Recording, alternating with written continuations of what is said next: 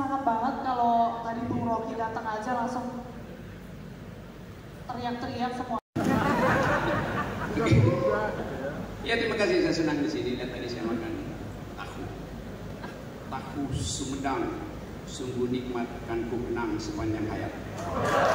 Jadi ya sekaligus menanam kenangan. Jadi saya kembali ke desa karena hanya di desa ada cinta yang sejati. Desa ada cinta yang sejati. Berbicara tentang desa, kita boleh langsung diskusi aja ya bareng-bareng di sini. Oke, yang pertama akan saya tanya. Yang kita sebut pangan itu artinya kecukupan, bukan kelimpahan. Melimpah pangan artinya sampah. Jadi kita sebut kecukupan pangan. Di Amerika itu lebih banyak orang keluarin sampah dari kulkasnya ketimbang apa yang dimasukin. Di situ ada kelimpahan pangan. Tetapi bagi Indonesia yang kita tahu bahwa bumi ini menyediakan segala hal, konsep utamanya adalah disparitas pangan. Itu yang lebih penting karena pencernaan kita tidak sama dengan orang barat. Kita dibiasakan untuk mencerna apa aja yang disediakan oleh bumi, bahkan yang belum dimasak. Jadi sekali lagi buat saya ada hal yang harus dipertahankan, yaitu kultur makan, bukan kultur untuk membeli itu. Jadi kultur makan itu dihasilkan dari halaman. Ya, karena itu penguatan awal mestinya mulai dari halaman pindah ke dapur, dari dapur pindah ke piring. Kan itu dasarnya tuh. Kalau kita balik pada apa disebut local genius atau ya, kearifan lokal. Tapi yang lebih penting adalah genius kita untuk memilih tanaman.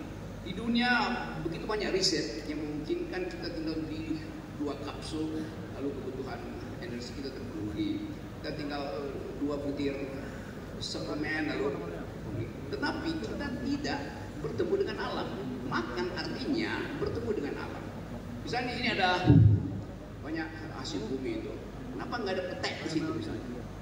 Ya karena petek bau. Buat orang kota petek itu bau. Tapi buat orang desa petek itu lebih wangi dari Chanel No. 9. Pasti.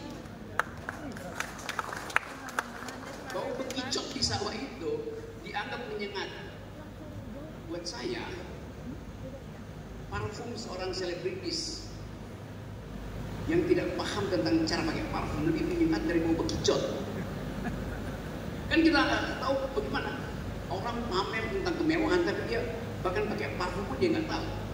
Parfum itu harus dipakai dari jarak 30 cm supaya parfum itu ada alkohol.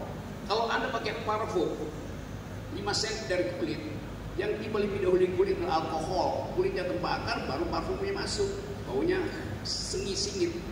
Jadi kadang-kala pelajaran itu juga yang mesti kita tanamkan pada anak-anak muda di desa. Karena anak muda di desa itu berebut parfum tuh, skincare hidup di mana-mana. Padahal sebetulnya skincare yang paling bagus adalah lumpur yang disediakan oleh alam. Jadi itu yang kita sebut bantuan teknologi untuk desa. Yang saya khawatirkan adalah desa-desa yang secara digital literary-nya itu bagus, tetapi sekarang ada upaya pemerintah untuk menghalangi atau menghambat penggunaan medsos yang bakal tiba di Sumedang, tiba di semua desa terhadap anak-anak di bawah 15 tahun. Di Australia udah ada semacam aturan bahwa anak di atas di bawah 12 tahun, di bawah 15 tahun, bahkan di bawah 12 tahun tidak boleh main medsos. Sekarang kita lihat di desa-desa anak itu mengakses informasi lewat medsos. Akibatnya otaknya terhubung dengan kota, padahal kakinya ada di sawah. Nah paradoks ini saya kira yang mesti dibuat bagus supaya kita gerak otot saya, kemampuan saya untuk beradaptasi dengan bunyi pohon yang sedang tumbang, alam semesta menghidupkan harapan. Itu satu lokasi yang kita sebut sebagai kesiapan manusia untuk bertemu dengan alam semesta. Jadi di Sumedang ini ya kalau saya lihat tersedia semua hal. Jadi mungkin sebelum Tuhan menciptakan surga, dia dulu punya KTP di Sumedang dengan cara yang beradab. Tapi food estate itu bumi dipupuk segala macam, pakai teknologi dan berlebihan akhirnya. Padahal misalnya pemerintah memang menginginkan ada stok pangan yang tersedia. Tetapi kalau stok pangan itu diwujudkan dengan cara merusak alam, maka alam akan marah pada kita. Saya tahu bahwa pemerintahan Pak Presiden Prabowo berupaya untuk menyiapkan kondisi dasar supaya ada ketersediaan pangan, ada ketersediaan protein.